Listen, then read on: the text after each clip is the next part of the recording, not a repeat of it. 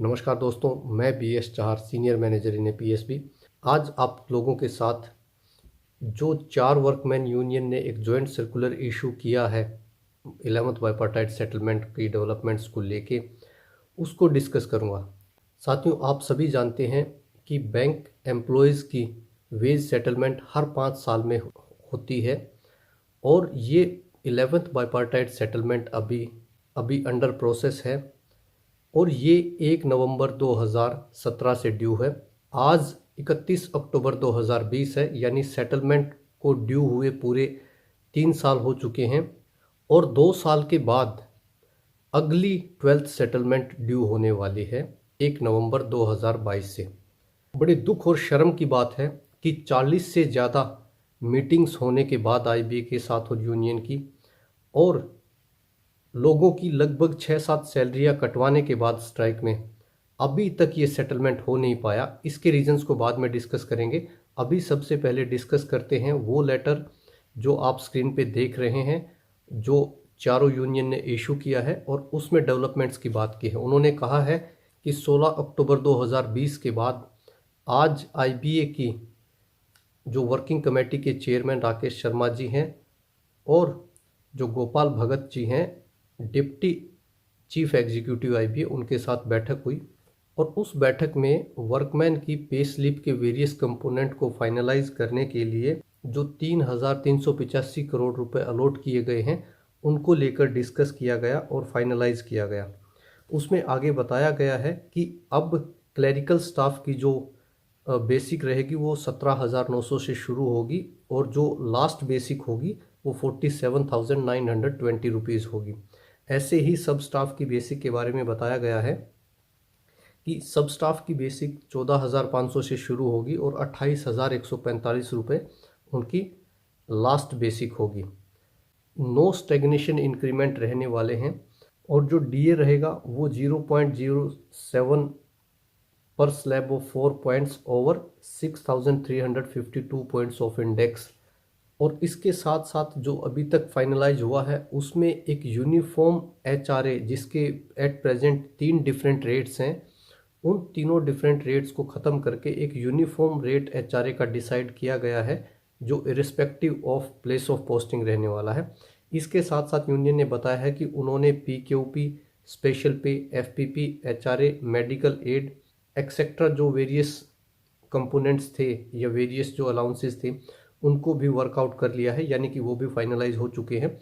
इसके साथ साथ जो स्पेशल अलाउंस है वो क्लरिकल और सब स्टाफ के लिए 16.40% रहने वाला है।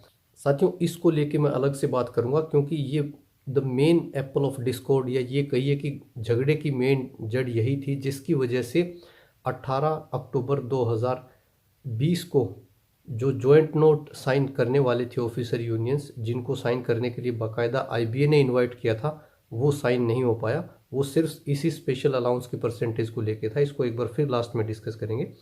और इसके साथ यूनियन ने आगे ये भी बताया है कि जो ट्रांसपोर्ट अलाउंस मिलता है उस पर भी पे किया जाएगा।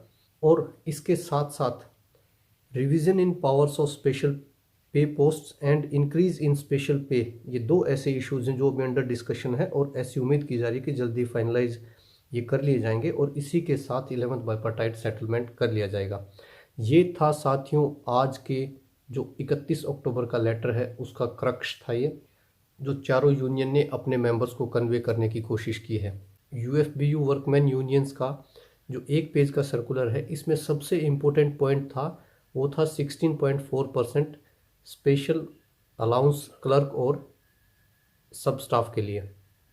ये मेन पॉइंट इसीलिए है क्योंकि 16 अक्टूबर 2020 की जो वर्कमैन की और जो IBA की बैठक हुई थी उसमें वर्कमैन यूनियन ने ये डिमांड की थी कि वो 20% स्पेशल अलाउंस लेना चाहते हैं और इससे नीचे वो एग्री नहीं होंगे। उसी वजह से उन्होंने जो बाइपार्टाइट सेटलमेंट आगे डिस्कस नहीं किया और साइन नहीं किया और इन्हीं की वजह से जो ऑफिसर्स यूनियन के ऑथराइज सिग्नेटरी IBA ने इनवाइट किए थे 18 तारीख को जॉइंट नोट साइन करने के लिए, वो साइन नहीं हो पाया और उनको खाली हाथ वापस आना पड़ा, जिसकी वजह से उन लोगों की क्रेडिबिलिटी पे बहुत बड़ा सवाल खड़ा हुआ। लोगों का दिल बहुत बुरे तरीके से टूटा, क्योंकि ऐसा माहौल बन चुका था कि किसी भी हाल में 22 अक्टूबर से पहले पहले 11th बाईपार्टाइट सेटलमेंट फाइनलाइज्ड हो जाएगा, और उसी उम्मीद के साथ लोग वेट कर रहे थे। लेकिन एन मोमेंट पे 20% का जो राग यूएफबीयू की वर्कमैन यूनियंस ने जो अलापा था, वो उससे पीछे नहीं हटने के दावे किए गए थे किसी भी कीमत पे। आज 31 अक्टूबर को वो उसी 16.4% पे साइन कर रहे हैं जो आईबीए ने ऑलरेडी ऑफिसर्स यूनियन को ऑफर किया था।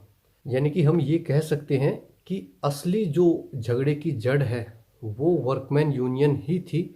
उसी की वजह से ये सारी चीज़ें इतनी डिले हुई, और उसी की वजह से 3 साल में सेटलमेंट होने का रिकॉर्ड भी कायम हुआ। ये अपने आप में यूनियन की और आईबीए की प्रोफेशनल अप्रोच के लेके बहुत बड़ा सवालिया निशान है। इनको खुद को इंट्रोस्पेक्ट करना चाहिए। These are totally unprofessional. अब की बार का जो वेज सेटलमेंट था, 11th वेज सेटलमेंट, इसमें बहुत सी ऐसी कमियां थी जो अलग से मैं डिस्कस करूंगा अपने एक और वीडियो में, और जो बहुत ही दुखदाई थी। कम से कम हम यूनियंस की तरफ से अगर देखें तो बहुत ही दुखदाई थी। और अब की बार की वेज सेटलमेंट को देख के तो सही में हमारा दिल करता है कि हम डिमांड करें कि हमें ये सिस्टम नहीं चाहिए। 3 साल बाद हमें वेज सेटलमेंट मिलेगा। अभी तो 3 साल पूरे हो चुके हैं, पता नहीं अभी आगे और 5 दिन लगेंगे, 10 दिन लगेंगे। उसके बाद 15% का इंक्रीज मिलने वाला है, उसमें से भी 2% लेवी जाने वाली है। और ये जो पैसा बढ़ा हुआ हमें आज मिल रहा है, इस पे इकट्ठा टैक्स पे करना पड़ेगा। और यही पैसा हमें अगर आज से 2.5 साल पहले, पौने 3 साल पहले सेटलमेंट रहा होता, तो लेवी का अमाउंट कम होता, टैक्स का अमाउंट कम होता, और हमारी जो सैलरी उस टाइम बढ़ के हमें मिली होती, उसको अगर हमने किसी भी फॉर्म में, आरडी की फॉर्म में भी अगर इन्वेस्ट किया होता, तो कुछ न कुछ % हमें इंटरेस्ट मिला होता, जिसका हमें लॉस हुआ है। यानी कि इन लोगों की अनप्रोफेशनलिज्म की वजह से हम लोगों ने इतना नुकसान उठाया है, और अब भी इसको बहुत ही अब तक का बेस्ट सेटलमेंट घोषित करने की कोशिश की जाएगी। लेकिन चूंकि हम भी बच्चे नहीं हैं, हमें पता है इसमें क्या खोया है, क्या पाया है, और एक आम बैंकर के मन में इस सेटलमेंट को लेकर कोई उत्साह नहीं है। वो जो इस सेटलमेंट में चाहते थे, उनको चाहिए थी 5 डे बैंकिंग, जिसको लेकर कुछ भी फाइनलाइज नहीं हुआ। वो एक ऐसा इशू था जिसके बदले में बैंकर्स 1 या 2% लोअर परसेंटेज ऑफ सेटलमेंट को भी एक्सेप्ट करने को तैयार थे, और उसके लिए कुछ भी कर गुजरने को तैयार थे। यानी कि वो इंडेफिनेट स्ट्राइक तक पे जाने के लिए तैयार थे, इंडेफिनेट पीरियड के लिए अपनी सैलरी कटवाने के लिए तैयार थे। लेकिन उस जोश के साथ यूएफबीयू की यूनियंस ने उस इशू को नहीं उठाया।